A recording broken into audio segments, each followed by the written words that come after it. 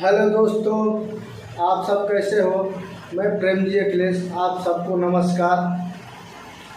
और आज हम बात करेंगे जो देश के नए कानून आया है अग्निपथ सेना भर्ती को लेके, उसी पर हम बात करेंगे।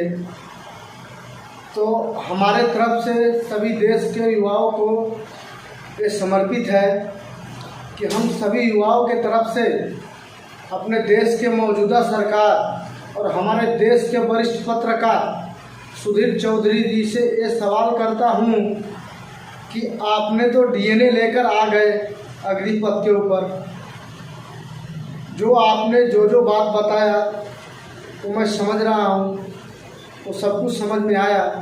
लेकिन आपने ये कभी सोचा कि जो युवा सेना में भर्ती के लिए 5 साल मेहनत करता है, वो युवा 5 साल मेहनत करने के बाद 4 साल के लिए नौकरी में क्यों जाएगा? आखिर 4 साल में वो क्या करेगा, आप बताइए। 4 साल बाद वो फिर रिटायर होके आएगा तो क्या करेगा? फिर तो बेरोजगारी हो जाएगा ना। इसलिए वो क्या कर सकता है? आपने डीएनए लेके आया। सुधीर चौधरी जी, मैं आपका इज्जत करता हूँ और आपका हर डीएनए हर प्रोग्राम देखता हूँ। इसका मतलब ये नहीं कि आप कुछ भी कहीं से भी लेके चले आओ और हम लोग को सुनाओ और हम लोग सुन लेंगे। जो गलत है वो गलत है, जो सही है वो सही है।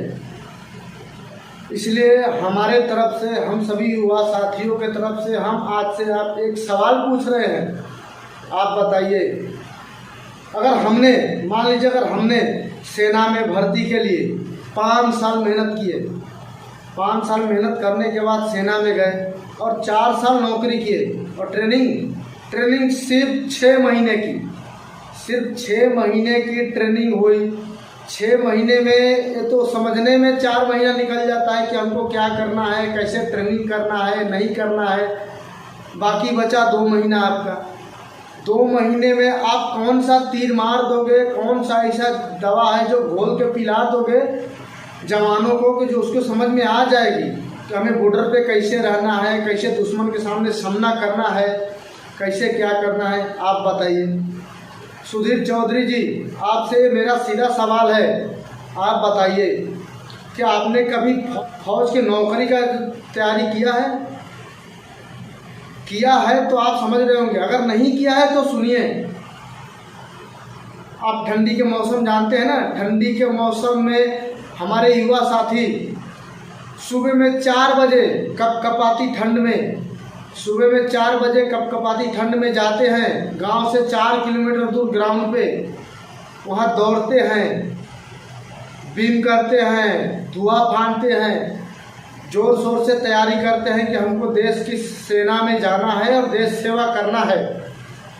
क्या कोई भी युवा आपसे ये सवाल पूछा कि हमें सेना में भर्ती करोगे तो कितना सैलरी दोगे, हमारा सैलरी क्या होगा, नहीं होगा? किसी ने आपसे ये सवाल किया? मौजूदा सरकार से मैं पूछ रहा हूँ, क्या किसी ने सवाल किया? नहीं किया ना। अभी जो युवा 5 साल से तैयारी कर रहा था, जिसने फिजिकल किया, जिसने मेडिकल किया, जिसका रिटेन बाकी था, उसका आपने रिटेन कैंसिल कर दिया। और आपके हिसाब से अग्निपथ सेना के हिसाब से 17.5 से 21 साल तक एज फिक्स कर दिया गया है। अब जिस युवा का एज 22 साल हो गया है, 23 साल हो गया है, वो युवा क्या करेगा, आप बताइए। क्या करेगा, कहाँ जाएगा? एक तो पहले से ही देश में इतने बेरोजगारी फैले हुए हैं, और युवा जाए तो कहाँ जाए? और जो युवा इस सदमे में आकर अपने माँ बाप के अकेले लड़का है, आत्महत्या कर लिया, उसके माँ बाप की हालत आपने जानी है? कभी भी जानने की कोशिश की है? नहीं की है ना। तो फिर आप डीएनए लेकर आ जाते हो सुधीर चौधरी जी, और ये सब लंबा लंबा बातें बताते हो। हम सुनते हैं रोज, हमें समझ में भी आता है। लेकिन आपसे बस यही सवाल है कि आपने अग्निपथ के ऊपर डीएनए लेके आए, हमने सुना, हमने देखा, हमने सब कुछ नोटिस किया, लेकिन आपने इसके ऊपर कभी डीएनए लेके आए?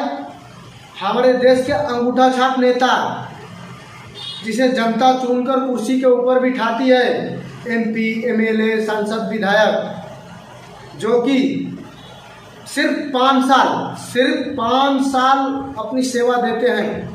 5 साल के बाद वो फिर से चुनाव जीतकर आए या नहीं आए, उनको लाखों रुपया पेंशन दिया जाता है।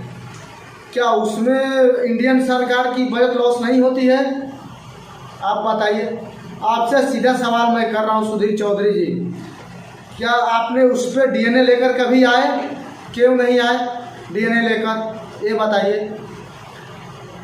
और जो आदमी सिर्फ 5 साल कुर्सी पर बैठने के बाद दूसरी बार चुनाव जीत के नहीं आए, उसे लाखों रुपया पेंशन दिया जाता है, इसके ऊपर आपने क्यों नहीं डीएनए लेकर आए? लाखों करोड़ों रुपया हर साल बजट के हिसाब से जाता है उसमें। सुधीर चौधरी जी, आप बताइए, क्या जो नेता लोगों को लाखों रुपये पेंशन दिया जाता है, लाखों रुपए सैलरी दी जाती है, उसमें देश का नुकसान नहीं होता है? आप बताइए। आपने आरक्षण के ऊपर कभी डीएनए लेकर क्यों नहीं आए? हाँ, जो 80% वाला बेरोजगार होता है और 40% वालों को नौकरी दी जाती है, उसके ऊपर क्यों नहीं डीएनए लेकर आए? हमारे हिसाब से पूरे देश में आरक्षण खत्म होना चाहिए। जिसको बंगला है, बिल्डिंग है, गाड़ी है, मोटर है, कार है, उसे नौकरी दिया जाता है आरक्षण के नाम पे। और एक स्वर्ण जाति का युवा जिसके पास कुछ भी नहीं है, कुछ भी बोले तो कुछ भी नहीं है, वो 80% लेके आता है, फिर भी उसे नौकरी नहीं दिया जाता है। क्यों? क्योंकि पहले 40% वाले को दिया जाएगा। आपने कभी जनसंख्या नियंत्रण कानून के ऊपर डीएनए लेकर क्यों नहीं आए? हम उसका सपोर्ट करेंगे, फुल सपोर्ट करेंगे। आप उस पर भी डीएनए लेकर आइए। जो देश के लिए जरूरी है उसके ऊपर डीएनए लेकर आइए, उससे सरकार को समझाइए ऐसा क्या चल रहा है, क्यों चल रहा है। तो आप कोई भी बात हो, आप भी सरकार की भाषा बोल रहे, जो मौजूदा सरकार चल रही है उसकी भाषा आप भी बोलना चालू कर देते हो। आपको तो डर लगता है कि कहीं हम सरकार के खिलाफ बोलेंगे तो हमारी टीवी चैनल बंद ना हो जाए, हमें फिर बेरोजगार होना पड़ेगा। आपने ये सब के ऊपर तो कभी डीएनए लेकर नहीं आए, न जनसंख्या नियंत्रण कानून के ऊपर लेके आए, न आरक्षण के ऊपर लेके आए, न एमपी, एमएलए, विधायक के सैलरी पेंशन के ऊपर लेके आए। उसमें क्या देश का नुकसान नहीं है? वो लाखों करोड़ों रुपए जो साल के बजट के हिसाब से जाता है, वो कहां से आता है? हम देते हैं ना, हम टैक्स पेयर हैं, हम भारत के नागरिक हैं और टैक्स पेयर हैं, हमारे पैसा जाता है उसके ऊपर। इसके लिए आप डरते हो सुधीर चौधरी जी, हम नहीं डरते, क्योंकि हम देश के युवा हैं और हमने जो भी किया अपने दम पे किया है। 5-5 साल नौकरी की तैयारी करते हैं, सेना भर्ती के लिए देश की सेवा करेंगे, दिल में अरमान होता है, लेकिन आपने तो सबके ऊपर पानी फेर दिया। देश की मौजूदा सरकार से हमें सवाल कर रहे हैं कि जब देश एक है तो एक कानून होना चाहिए, एक देश एक कानून। देश से आरक्षण हटाया जाए, देश के सभी युवा को रोजगार दिया जाए। और आप प्राइवेट सेक्टर की बात करते हो, 4 साल के बाद युवा प्राइवेट सेक्टर में काम कर सकता है। आप जानते हो प्राइवेट सेक्टर की हालत क्या चल रही है? 10,000 रुपए में 12 घंटा काम लिया जाता है प्राइवेट सेक्टर में। हम लोगों का खून चूस लिया जाता है। आपको क्या है, आप तो एसी रूम में बैठकर न्यूज पढ़ दिए, बस हो गया। आपने कभी हालात को देखा है बाहर निकलकर? नहीं देखा ना, तो फिर आपको क्या अधिकार है कि लंबा लंबा मौजूदा सरकार के मतलब कि सपोर्ट करने का, लंबा लंबा भाषण देने का, डीएनए लेकर आने का? आपने बोला हमें अधिकार नहीं है सेना में भर्ती होने का, सेवा का मौका दिया जाता है, लेकिन ये हमारा अधिकार है ना कि हम आपसे सवाल पूछ सकते हैं, मौजूदा सरकार से सवाल पूछ सकते हैं, क्योंकि हम इस देश के नागरिक हैं और टैक्स पेयर है, हम टैक्स भरते हैं हर साल। इसलिए अपने मौजूदा सरकार से बोलिए कि एमपी एमएलए के ऊपर जो फ्री सेवा दिया जाता है, वेतन दिया जाता है लाखों रुपए, पेंशन दिया जाता है लाखों रुपए, उसको कंट्रोल किया जाए, उसे सुधारा जाए। उससे देश की आर्थिक स्थिति बहुत सुधरेगी, हद से ज्यादा सुधरेगी। ये आरक्षण को हटाया जाए ताकि काबिल लोगों को नौकरी मिल सके, उससे देश की स्थिति बहुत सुधरेगी। और जनसंख्या नियंत्रण कानून लाया जाए देश में, जिसे जनसंख्या पर कंट्रोल किया जाए। समझ गए ना सुधीर चौधरी जी? और आपके मौजूदा सरकार को भी समझा दीजिए ये बात। युवा गुस्सा क्यों नहीं होंगे आप बताइए, क्यों नहीं होंगे गुस्सा? वो बेचारे लोगों ने 5-5 साल मेहनत किया है, कोई 7 साल मेहनत किया है, जी जान लगा के मेहनत किया है कि हमको सेना में जाना है, दिल में अरमान लेकर सेना में जाना है, देश की सेवा करना है। जो आदमी आपको सेना में भर्ती होने के बाद ये नहीं पूछता है कि हमें सैलरी कितना दोगे, हमें सुविधा क्या दोगे। सुधीर चौधरी जी, अगर आपने ये वीडियो देखा है तो हमारे सवाल का जवाब जरूर दीजिए, क्योंकि आपने बहुत लंबा लंबा भाषण दिया और हमने सुना, लेकिन अब ये बर्दाश्त नहीं करेंगे हम लोग। आप डरते हो कि सरकार के खिलाफ बोलेंगे तो हमारा चैनल बंद हो जाएगा, हमारा जी न्यूज बंद हो जाएगा। इसीलिए हमने आपसे तीखे सवाल किए हैं, आप इसका जवाब दो। अगर आप में हिम्मत होगी और देश के सच्चे पत्रकार होंगे तो आप जवाब जरूर देंगे। और मैं प्रेम जी अखिलेश, मैं आपसे सीधे सवाल पूछ रहा हूं, क्या देश एक है तो एक कानून नहीं आना चाहिए? क्या देश में सब नागरिक का समान अधिकार है तो सबके लिए आरक्षण खत्म नहीं होना चाहिए? क्या हमारे देश के किसानों के लिए कुछ नियम कानून नहीं बनना चाहिए? जो किसान साल साल भर मेहनत करके पैदा करता है फसल को, उसके फसल को कीमत बाजार में क्या मिलती है आपको मालूम है? 10 रुपए किलो, 15 रुपए किलो गेहूं चावल बिकता है। वो किसान कैसे जिएगा, कैसे भरण पोषण करेगा? पूरे देश को जो किसान पैदा करके अनाज खिलाता है उसके साथ ऐसा बर्ताव किया जाता है। हाँ, आपको समझ में नहीं आएगा क्योंकि आप तो एसी रूम में बैठे हो ना। आप एसी रूम में बैठ करके और न्यूज पढ़ते हो, इसलिए आपको समझ में नहीं आएगा। आओ हमारे साथ, कभी प्राइवेट सेक्टर में नौकरी करो, कभी भरी ट्रेन में और बस में धक्के खाओ, स्थिति क्या चल रही है उसका जायजा लो तो समझ में आएगा आपको। समझ गए ना सुधीर चौधरी जी हम क्या कहना चाहते हैं? क्यों नहीं गुस्सा करेंगे युवा? अब बताइए रीजन कौन सा है कि गुस्सा नहीं करेंगे? आपने बोला कि एक गुस्सा चीन और पाकिस्तान के लिए बचाकर रखो, हम भी सम्मान करते हैं आपके बात को, लेकिन वो गुस्सा कब बचा के रखा जाएगा? जब आपने युवाओं के साथ सही बर्ताव करोगे। 5 साल की मेहनत और सिर्फ 4 साल की नौकरी, ये कहां का सिस्टम है, कहां का नियम है? अपने मौजूदा सरकार को बताइए, ऐसा नहीं चलेगा। आपने रेलवे को प्राइवेट कर दिया ना रेलवे को। हमारे देश के जितने भी बड़े बड़े मंत्री, नेता, विधायक हैं, उन सभी के बच्चों को प्राइवेट स्कूल में पढ़ाया जाता है पैसा खर्च करके। और हमारे देश के गरीब जनता की क्या हालत है आपने समझा? नहीं समझा ना। सरकारी स्कूल का क्या हालत है उसे समझने की कोशिश किया आपने सुधीर चौधरी जी? या आपके मौजूदा सरकार ने समझने की कोशिश की कभी? नहीं की ना।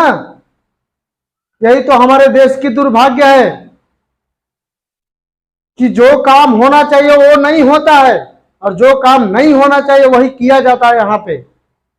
इसीलिए सारे देश के युवा के अंदर गुस्सा भरा हुआ है। आपने कभी सरकारी स्कूल के ऊपर डीएनए लेके आए होते?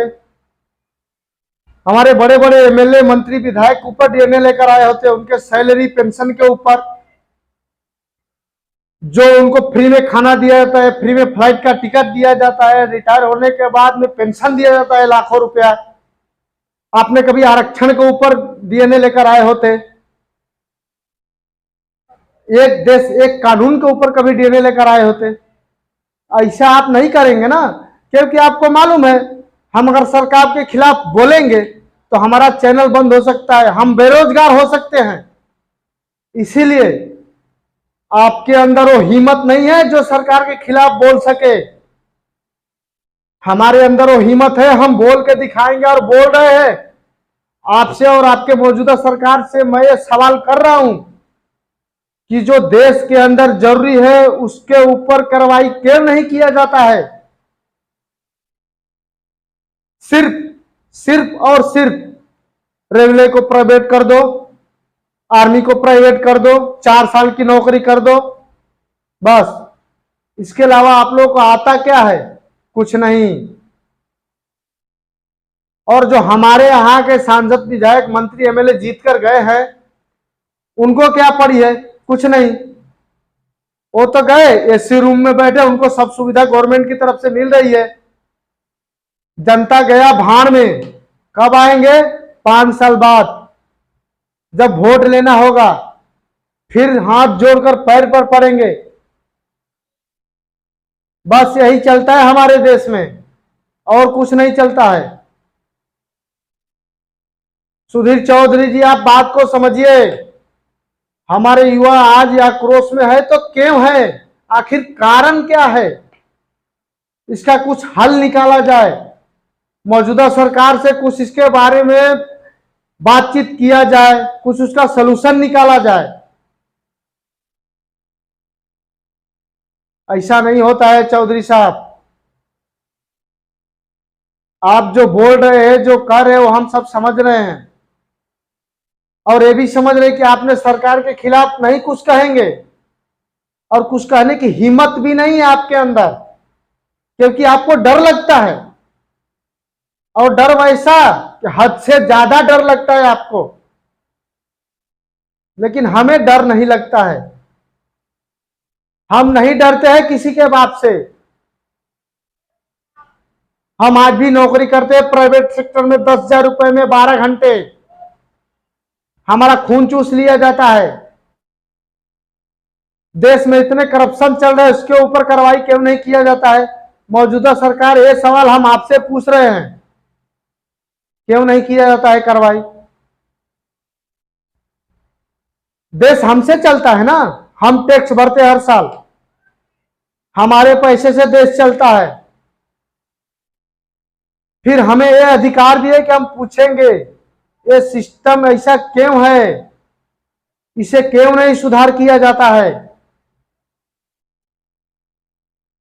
आप लोग को तो बस वही पड़ी है, 17.5 से 21 साल की एज फिक्स कर दो, 4 साल सेना में नौकरी में रखो, 5वें साल रिटायर कर दो, 5वें साल के बाद तुम भाड़ में जाओ।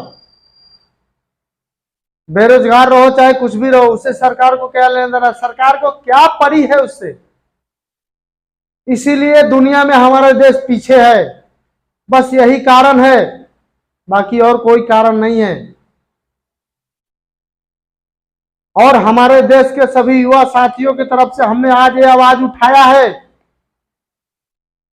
और सुधीर चौधरी जी, आप आरक्षण के ऊपर डीएनए लेकर आइए और सरकार को समझाइए। आप जनसंख्या नियंत्रण के ऊपर डीएनए लेकर आइए और सरकार को समझाइए। और आप एक देश एक कानून के ऊपर डीएनए लेकर आइए और सरकार को समझाइए कि ऐसा नहीं, ऐसा होना चाहिए। आप डरते हो सरकार से सवाल करने में। कोई गलत भी बात हो तो सरकार के सपोर्ट में बोलोगे, हाँ ये सही है।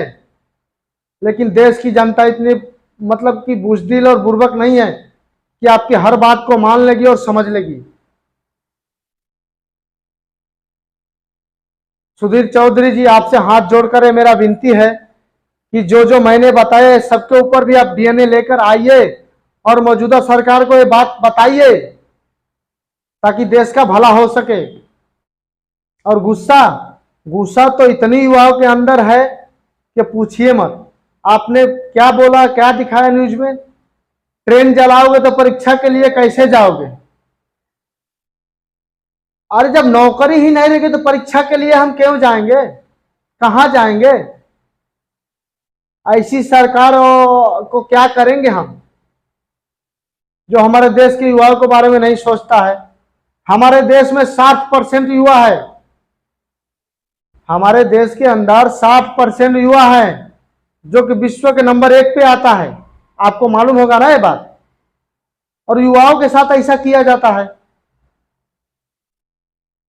आप अपना हिम्मत दिखाइए सुधीर चौधरी जी, और सरकार के साथ बातचीत कीजिए और हिम्मत करके सवाल पूछिए सरकार से, मौजूदा जो सरकार चल रही है उससे। हमें कोई पार्टी से कोई लेना देना नहीं है, ना हम कोई पार्टी के हैं। हमें बीजेपी, कांग्रेस, सपा, बसपा किसी से कोई लेना देना नहीं है, और ना हम किसी सरकार के हैं। हम सिर्फ एक देश के नागरिक हैं और टैक्स पेयर है। हमारे टैक्स के ऊपर देश चलता है, इसीलिए आपसे हमने ये सवाल किया है। आपको जो भी लगा हो, हमारा बात बुरा लगा हो, भला लगा हो, हमें माफ कीजिएगा, लेकिन ये बात गलत है सुधीर चौधरी जी। आप एक हर बात पे डीएनए लेकर मुंह उठाकर चले आते हो। आपके भी तो लड़के होंगे, बच्चे होंगे। आपने कभी उससे फौज की तैयारी कराई है? नहीं कराई ना। आपने उसे कभी फौज की तैयारी कराओ तो पता चलेगा फौज की तैयारी क्या होती है। कितने दिल से और जी जान लगा के मेहनत किया जाता है, रातों दिन पढ़ा जाता है उसके लिए। कपकपाती ठंड में दौड़ लगाया जाता है सुबह 4 बजे उठकर। आप सुबह 4 बजे घर में सो रहे होंगे रजाई ओढ़कर कपकपाती ठंड में, लेकिन हमारे देश के युवा गांव से 4-4 किलोमीटर दूर जाकर ग्राउंड में दौड़ लगाते हैं, मेहनत करते हैं जी जान से, ताकि हम सेना में जाए और देश की सेवा करें। ऐसे युवाओं के साथ आप ऐसा बर्ताव कर रहे हैं, मौजूदा सरकार ऐसी बर्ताव कर रही है। ये कहाँ का सिस्टम है, कहाँ का नियम है? आप बताइए सुधीर चौधरी जी, आप बताइए। ये आपसे मेरा सवाल है, और हमारे देश के जितने भी युवा साथी हैं सबके तरफ से मेरा सवाल है। कितने युवा साथी आत्महत्या कर लिए सदमे में आकर, जो आपने आर्मी की परीक्षा कैंसिल किया उससे। किसी का एक ही लड़का था, इकलौता, उसके माँ बाप की हालत क्या है आपने जाना? नहीं जाना ना। अगर आपकी बेटे ने आत्महत्या की होती तो आपको समझ में आएगा कि क्या होता है दर्द, क्या होता है जो जुनून लेकर आर्मी में जाने के लिए, फौज में जाने के लिए एक युवक घर से 4 किलोमीटर दूर कपकपाती ठंड में जाता है और मेहनत करता है, रात दिन पढ़ाई करता है। उसके दिल पर क्या आज क्या गुजर रही है वो आपको समझ में नहीं आएगा।